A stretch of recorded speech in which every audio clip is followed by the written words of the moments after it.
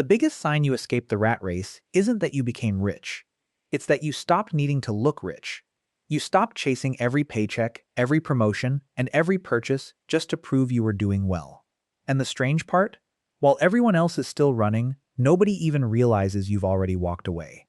It is 6:46 in the morning, and your alarm has not gone off yet, but you are already awake, staring at the ceiling, doing the math you have done every day for the last 6 years. Rent, car payment, the minimum on the card you keep telling yourself you will pay off, daycare, if things ever get that far. You do the math, and the math never changes. And somewhere in your chest, something quietly cracks. The way ice cracks under weight it was never built to hold. Your phone buzzes. It is your manager. Emergency call before the stand-up, he says. Something about the Morrison account, something about numbers that do not add up. Something about how this could blow back on the whole department if it is not fixed before 9:57. You sit up. Your heart rate climbs. This is the moment. Not because the Morrison account matters. Staring at that message, you understand something you have been avoiding for years. If you do not walk into that office and become the person who fixes this, you become the person who gets blamed for it. You sit up, there is no third option. Not today. You get up, you get dressed, you make the drive on autopilot, and somewhere between the third red light and the parking garage, a decision forms in you that you do not say out loud to anyone. Not your manager, not your coworkers, not even yourself in the mirror. You decide you are done playing this game by their rules. You do not quit that day. You are not stupid. You walk in. You fix the Morrison account. You take the thank you email like a soldier takes a medal he does not care about. Discover and you go back to your desk. And you open a private browser tab. And you start reading. This is where it begins. Quietly, invisibly. The kind of beginning no one else can see, because it is happening inside your head, while your hands are still typing spreadsheets for someone else's dream. You have started plans before. Everyone has. A budgeting app downloaded and abandoned inside a week. A side hustle idea scribbled on the back of a receipt and lost in a jacket pocket. You know the pattern well enough to distrust yourself a little. To wonder if this is just another version of the same false start. But something about the fear from this morning feels different. Heavier. Like it has finally outweighed the comfort of staying exactly where you are. You learn there is a difference between income and wealth, and you had never actually been taught that difference. Not once.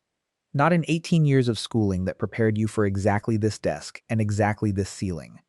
You learn that the people who look rich around you, the ones with the new cars and the vacation photos, are often the ones most trapped, financing a lifestyle that keeps them exactly where the system needs them. Productive, compliant, and one missed paycheck from panic. You start doing something dangerous. You start telling the truth to yourself about your numbers, not the numbers your bank app shows you in a rounded, comforting way. But the real numbers, what you earn, what you spend. Numbers, what is actually left over once you strip away the subscriptions and the impulse orders and the coffee you buy, because it is easier than admitting you are exhausted. The number that is left over is small. Humiliatingly small. But it is not zero. And zero was what you expected.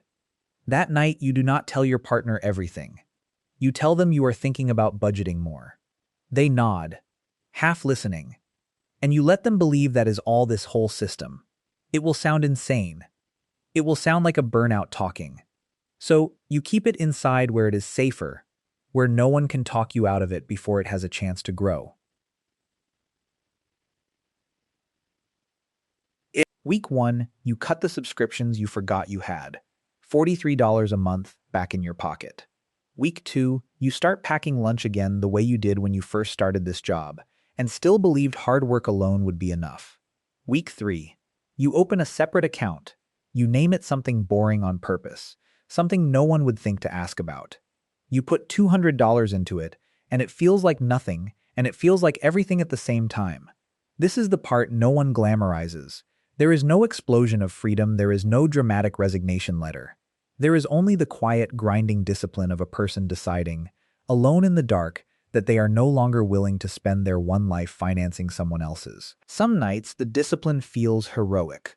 Most nights, it just feels small and tedious, like checking a bank balance that barely moves, like packing the same lunch for the 4th day in a row, and wondering if any of this actually adds up to anything. You do it anyway. You have learned, slowly, that the feeling of progress and the fact of progress are two different things, and only one of them can be trusted. At the office, nothing changes. You still smile in meetings. You still say yes when your manager asks you to stay late. You still play the game because the game is currently the only machine generating the fuel for your escape. You just stop. That shift, small as it sounds, changes something in your face. People start commenting on it without knowing why. You seem calmer, someone says. You seem different lately. Someone else says, half suspicious, like you might be hiding something. You are. 3 months in, your separate account has $1,100 in it. It is not enough to change your life, but it is enough to prove something to yourself that matters more than the number. You can do this. You can build something that cannot be taken from you in a layoff email. You start reading about income that does not require your physical presence to keep flowing. Not the get-rich schemes, you know better than that by now. You have learned to smell desperation dressed up as opportunity. You look instead at boring things, skills you already have that other people would pay for. A spreadsheet template you built for your own budgeting that a stranger online would pay $12 for. Freelance work in the exact skill your day job already trained into you for free. You start small, painfully small. Your first sale online is $9. You stare at that number longer than you have stared at any paycheck in years, because that $9 did not come from someone approving your timesheet. It came from you, existing as a source of value on your own terms for the first time in your adult life. You start small, painfully small. This is where the psychology starts to shift underneath you, like tectonic plates you cannot feel moving until the ground has already changed shape. You catch yourself sitting differently in meetings, spine straighter, opinions less desperate to please. Nothing about your job title has changed, but something behind your eyes has. And once in a while you catch a coworker glancing at you a beat too long, as if they sense the shift without being able to name it. The way animals sense weather before it arrives. You start noticing how much of your identity was built on being needed by a system that would replace you within a week if you disappeared.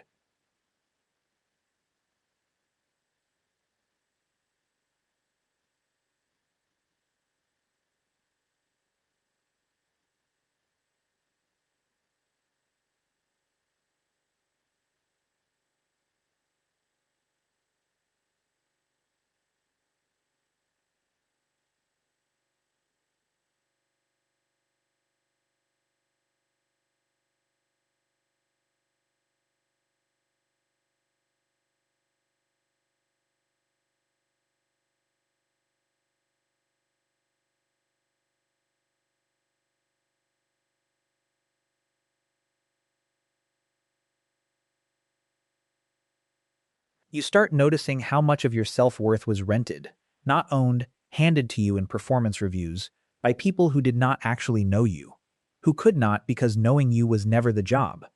At night, you lie awake doing math again, but it is a different kind of math now. Not survival math. Escape math. If the side income grows by this much a month, and expenses drop by this much, then in this many months you cross a threshold. Not the threshold of quitting immediately, you are not reckless, but the threshold of choice. The threshold where staying becomes something you do because you want to. Not something you do because you want to. Not something you do because you want to. Now, 6 months in, you have $2,200 saved separately, and the side skill is generating around $400 a month. Inconsistent, unglamorous, real. Your partner finally asks what is going on. You tell them the truth this time, the real version, and you brace for the doubt, the practical objections, the fear dressed up as concern. Instead, something in their face softens, like they had been waiting months for permission to want the same thing. That night, the conversation changes everything. It is no longer just your quiet rebellion. It becomes a shared one.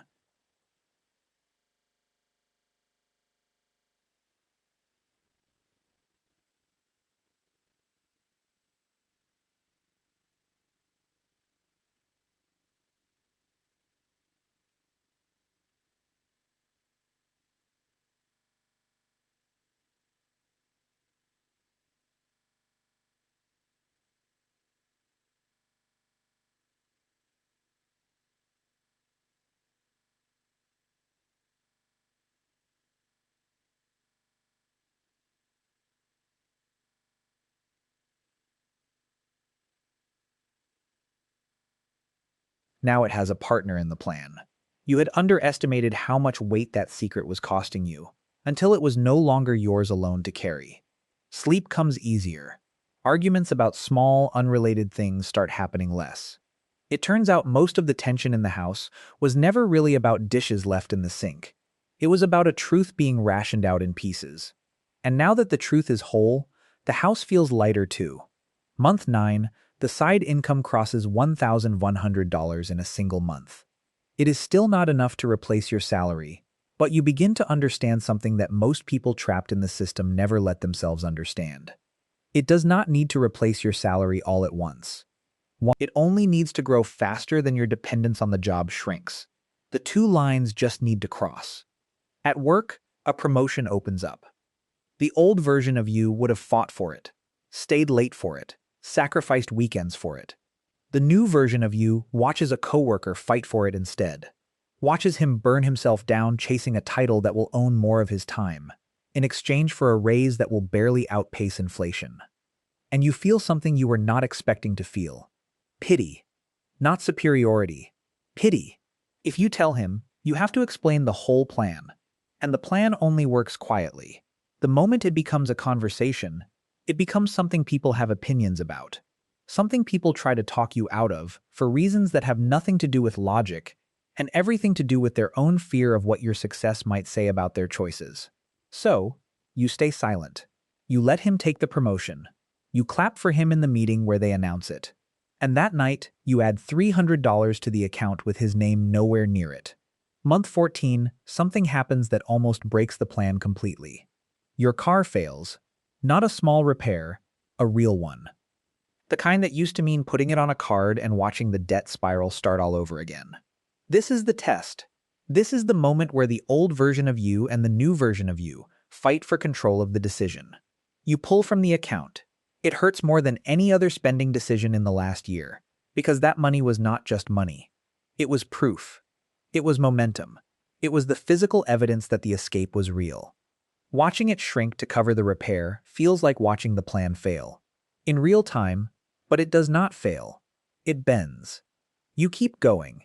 You do not quit the side skill. You do not go back to zero discipline.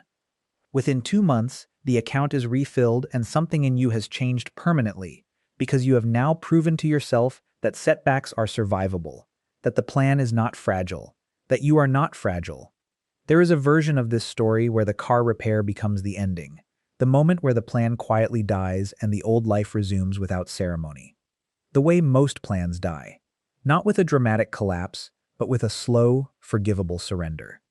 You think about that version sometimes. The one where you simply stop trying, where nobody would even notice or blame you for it. You do not choose that version, not because you are certain you will succeed, but because you have already tasted what it feels like to have a second floor beneath you. And going back to having none feels worse now than the risk of continuing. Month 18, the side income crosses $2,000 a month consistently, not as a fluke, but as a pattern you can now predict within a reasonable margin. Your monthly expenses, stripped down and disciplined, sit just under $3,000. The gap is closing. You start doing something you have never done before in your career. You stop performing exhaustion as a badge of loyalty, because you finally understand that loyalty was never being rewarded. It was being harvested. Your manager notices the shift and does not like it. He says something in a one-on-one about wanting to see more initiative from you, more hunger. You nod, and internally you almost laugh. Because the hunger did not disappear. It just stopped pointing at his goals. You leave that meeting and for the first time you do not replay it on the drive home, the way you used to replay every piece of feedback, dissecting it for hours, letting it decide your mood for the rest of the week. It simply exists now as information, not verdict. The version of you that needed his approval to feel steady is not fully gone. And that alone feels like its own kind of quiet promotion. Month 22. You sit down and run the numbers one more time. The real numbers. The ones you learned to stop lying to yourself about almost 2 years ago. Side income. Average of $2,600 a month now. Core expenses, $2,900. The gap that once felt like a canyon now looks like something you could jump. This is the part where most people expect a dramatic resignation. A video posted online. A speech to the office that is not what happens. Because your coworkers are surprised. Someone asks if you got a better offer somewhere else, and you say something vague and polite, and you let them believe whatever story is easiest for them to accept. Because the truth would take too long to explain to people who are still asleep inside the same system you just walked out of. Your last day is unremarkable. No cake, no card signed by everyone. Just a badge you hand back at the front desk, and a parking garage you walk out of for the final time into ordinary daylight on an ordinary afternoon, while the rest of the building keeps running exactly the way it always has, because it does not need you. It never did. That was always the illusion it needed you to believe. Your partner is there. You do not celebrate loudly. You do not need to. The celebration already happened quietly in 1,000 small decisions no one else was watching you make. 6 weeks later, an old coworker messages you confused, asking what happened, saying they heard you left but did not hear why, saying you seem different in your photos now. Calmer, lighter, like something has been put down that you used to carry without realizing how heavy it was. You do not send a long explanation. You send 4 words back. I just stopped running. Somewhere out there right now, someone is reading this at 6:47 in the morning, doing the same math you used to do. Since the question is not whether the exit exists. It does. It always did. The only question left is this: how long are you willing to keep running before you finally let yourself walk?